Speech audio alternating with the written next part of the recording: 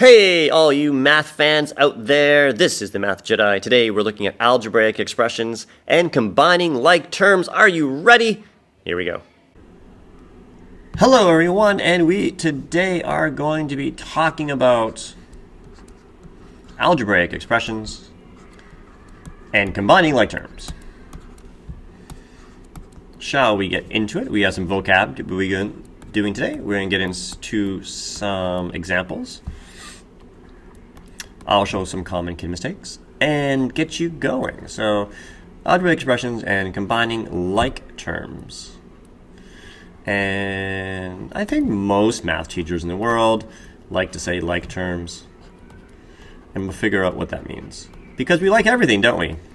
Yes, so like terms, I put little quotation marks. Some teachers might say something a little bit differently. So the very first thing is we need to know, this is the biggest thing for students. Expressions versus equations. Yes, so we have a grudge match here versus equations. This is one of the things that I always find that students kind of gleam over or don't really pay attention to. Like, they think everything is an equation, and that's not true. So there is definitely a difference. And the biggest thing to know is that if you're an equation, you have an equal sign. And if you're an expression, there is no equal sign. That's the biggest thing. So for instance, let's show you an example. Let's get out this one. So an expression would be something like this. 2x squared plus 5y. So there. Is there an equal sign? No. For an equation though, let's say we had this though. 2x squared plus, I don't know, 5y equals 10. All right, so once you see that, hey, there is an equal sign, then you know you are dealing with an equation. Yay, equations. So the biggest thing is when you have equations, you need to go and solve them, right? You solve them. And for expressions, you have to go and simplify them. And that's what we're going to be looking at a little bit today. So now that we know that, let's go and get some definitions going. So we're going to go and take a look at this right here. So I'll give you an example. So here's an example, because I think it'd be easier for your notes just to have an example. So there we go, 6x squared. And here we go. So what are all the different parts we need to know? The 6, we got a fancy thing. We're going to call it the coefficient. So that's going to be your coefficient. It kind of gets stuck beside the variable. We have our variable. And not every single thing is going to have all of these. And then we have our exponent, power, indice, whatever word you want to use. I like using the word exponent, but some other people like to use power. I've heard indice, index. These are all the same thing, different words. Now, let's get into some more colors right now. Let's get some more colors to make this very obvious. And what do we call that entire thing? We call this entire thing, we call it a term. The whole thing is called a term. One thing to know, terms are separated by plus and minus signs. So terms are separated by adding signs and or negative signs. Let's give an example. So here's our example. Let's just say we said this. 5x squared plus 3x plus 7. Okay? And I'm going to ask you a couple things. I'm going to ask you, how many terms are there? How many terms?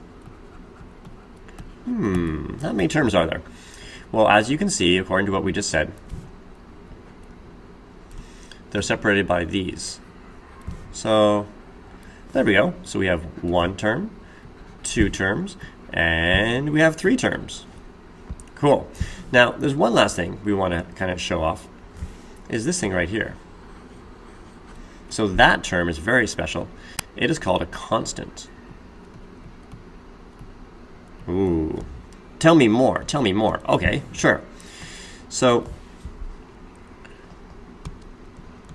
a constant has no variables. And this is where students sometimes overthink things. What does constant really means? Constant really means just stays the same. So ask yourself, when you have things like, I don't know, 7x, let's say, and I don't know, 8. Which one is constant? Which one is going to be always what it is? Well, 8 is always going to be 8. Is there any way that 8 can't be? No, not at all. Not at all. But how about this one? What's the value of this entire thing? What's the value? Is it always the same? No, because it depends on whatever x is. Do we know what x is? No. So it doesn't stay constant. It changes according to the value of x. So we call that just basically your regular old term. And this is going to be a constant term. So this is constant. So that's a really, really kind of key thing to kind of keep in mind that I always see pop up for different words. Like students are like, what do you mean by that? And remember that 7, what do we call that 7 again? It's a coefficient. Now my notes are all over the place today. Okay, so those are coefficients. So there's basically some definitions. Let's talk about how we start doing things now. Now we need to combine like terms. And to combine like terms, you need to look at two things. Number one, it has to have the exact same variable or variables. So it has to have that. And must have the same exponents. That's it. Those two things. So they must have the same variable or variables, and they must have the same exponents.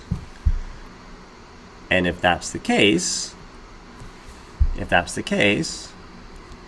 then you combine. And lastly, I always love this one. You want to combine them, and then you want to put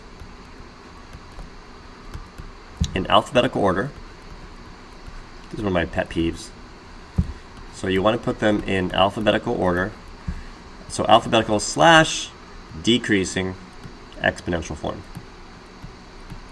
Decreasing exponential form. So decreasing like 3, 2, 1. And that's how you should be ordering them. And I'll get to that in a little bit. Now this one is really teacher dependent. I'll say it depends on your teacher. I'm kind of picky on this one, but I have seen some teachers super picky on this, and other teachers like, meh, whatever. So it depends. Shall we get to some examples now of combining like terms? Okay. You're excited, I'm excited, we're all excited. So here we go. Let's get some nice green examples going. Yeah, some examples, sure. So these are all, the instruction would be to combine. Or sometimes you'll see the instruction on tests or quizzes or contests of simplifying. Because we're not solving here, this is an equation, this is an expression. So here we go. Let's start off nice and easy.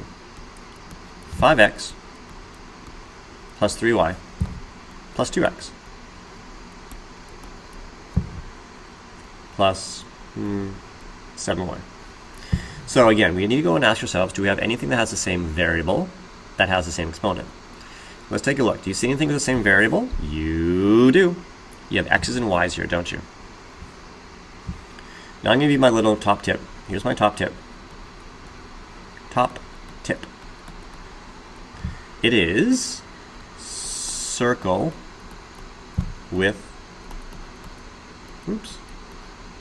the sign on the left. So there's my top tip. Circle with the sign on the left. What do I mean by that? Here we go. I'm going to go and circle my x's. So I'm going to circle this one. Remember, there's really a plus sign here, isn't there? It's positive 5. And I'm going to circle this one with the sign on the left. I'm going to kind of connect them like this. Now, I'm really lucky because I have like a plethora of colors at my fingertips right now because I'm using a computer. And maybe you do, maybe you don't have a good pencil case. I'm going to circle those with a sign to the left. I like to combine them like this. Why do I circle things with a sign to the left? Well, let's just take a look at this. Let's go and take a look at our x's. This is plus 5 plus 2. So it's literally like this. So when you're thinking about it, you can see what you need to do. Plus 5 plus 2. Well, that's easy. Plus plus, easy, 7. And these are x's. So I'm going to say that's going to be 7x. And then I'm going to look at my y's. Plus 3y. So I have plus, oops. The yellow. There you go. I have plus 3 and I have plus 7. Plus 3 and 7. That's just 10. And I have 10y. Now, I always see sometimes students leave it like this. They've seen, I don't know, maybe me teach, or they've seen some other teachers, or I'm not too sure, and they leave their answer like this. Like on a test, they literally leave it like that. You still need to make an expression, so you still need to go and give your master answer. And your master answer will, of course, be in purple, because why not? It's going to be alphabetical, exponentially decreasing. So your final answer is 7x plus 10y. And there's your expression. You have simplified, you have combined your like terms. Easy peasy lemon squeezy. It's like my new saying. What do you think? So 7x plus 10y. You guys get the idea? Cool. Let's go and see a bunch more examples now. Let's say with the color purple. Let's make things a little bit more challenging, perhaps. Here we go. 2x cubed. Ooh, that's exciting. Plus 3x. Take away 5y.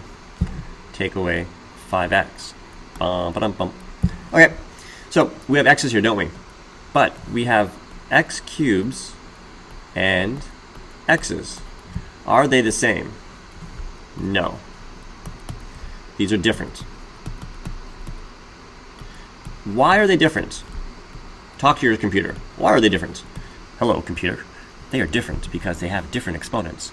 Look, this is a cube, and this is a, let's raise to the power of 1. So that cube is completely separate.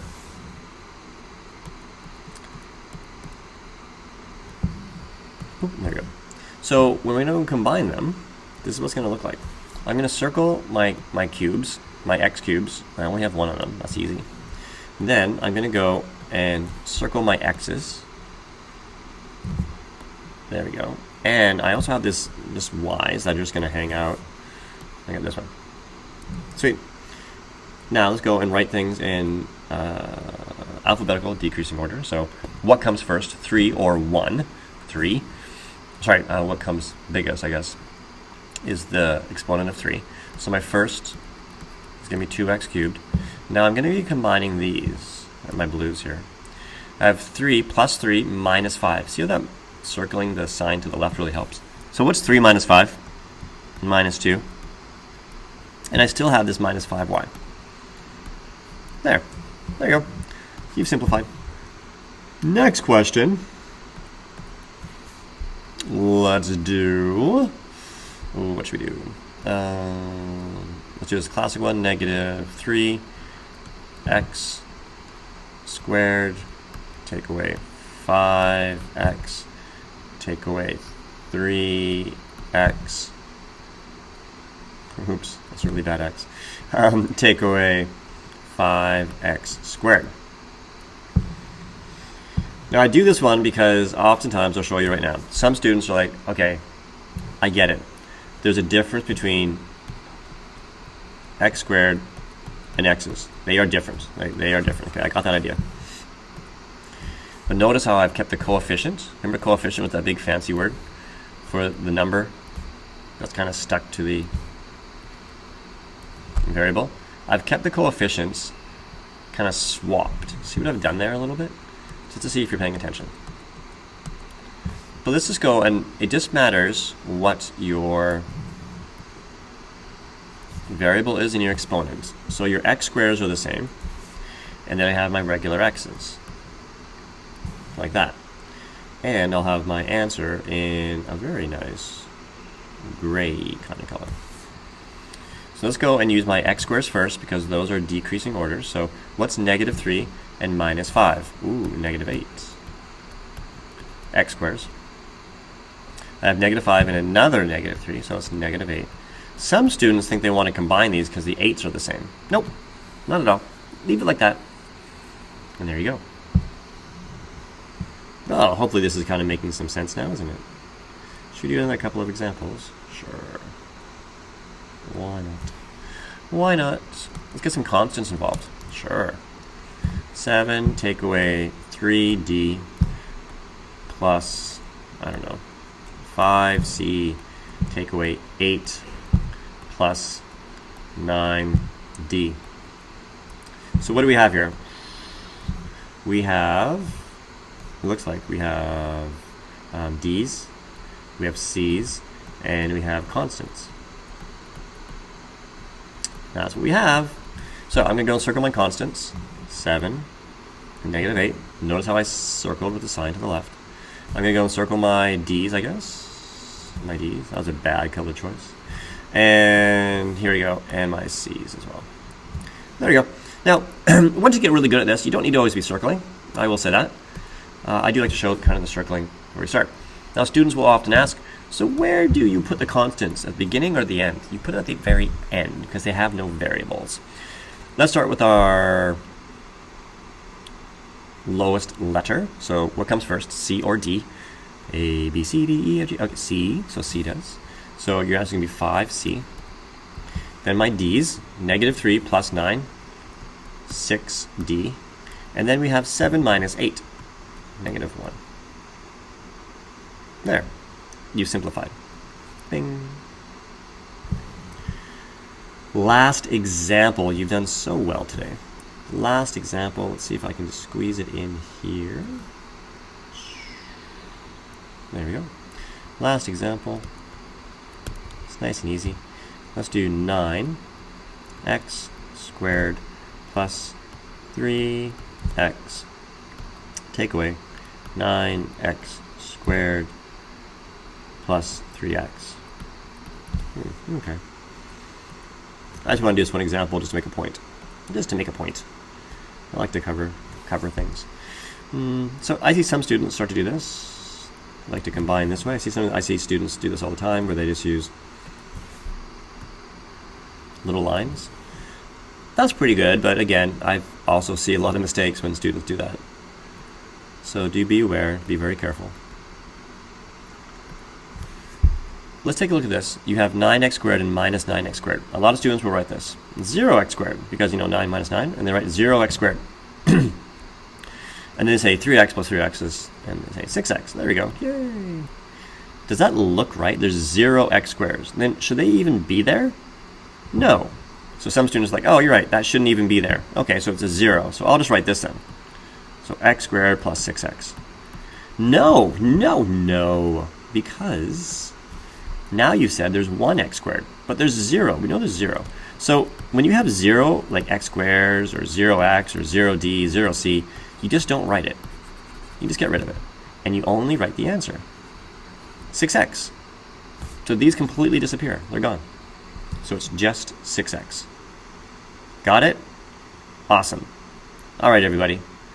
Until next time, have a great day. Do good things out there. And we'll catch you later. Go and subscribe. Thanks, everybody, for tuning in for another edition of Math with Mr. Douglas, the Math Jedi. Until next time, be awesome. Go and subscribe and do good things out there. Cheers.